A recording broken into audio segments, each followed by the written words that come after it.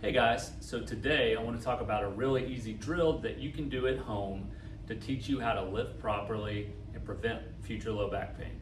This is called a hip hinge, and the reason why we teach our patients to work on this is because a lot of times throughout the day you find yourself bending forward to just do general activities, or maybe you're picking up your kids or you're picking up a laundry basket or something off the ground, and we get this excessive rounding of our low back, and then we add weight and we pull up.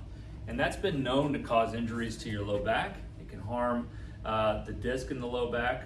But also, if you just do it repetitively throughout the day, over and over and over again, it could lead to flare-ups in low back pain or just cause some stiffness that I know you guys are looking to avoid. So what's a better way to bend forward? Well, what we teach our patients is the hip hinge drill. I have a dowel rod in office when I show it to patients. Anything long, like a Swiffer or a broomstick, or if you're a golfer, you can use a golf club. And what you're going to do is, in order to properly bend forward this drill, you just put that dowel rod, and it should touch the back of your head here. It's touching my mid back between my shoulder blades, and then it's touching right around my belt line. And so, as I bend forward, I have to keep the dowel rod in all 3 points as I lean forward. And you'll see my back stays nice and neutral as I do that. So I'm just driving my hips backward. Now my hamstrings are tight and it feels a little tight in my hammies, but I'm not rounding my low back at all. And this is a much better position to pick something up and lift from. So it's literally just driving your pelvis straight back. Where people run into issues is when they have this drill and we're working at it in an office, they'll forget and they'll leave their head, they'll drop their head down, or maybe they have a hard time sticking, your butt back in order to hinge at the waist.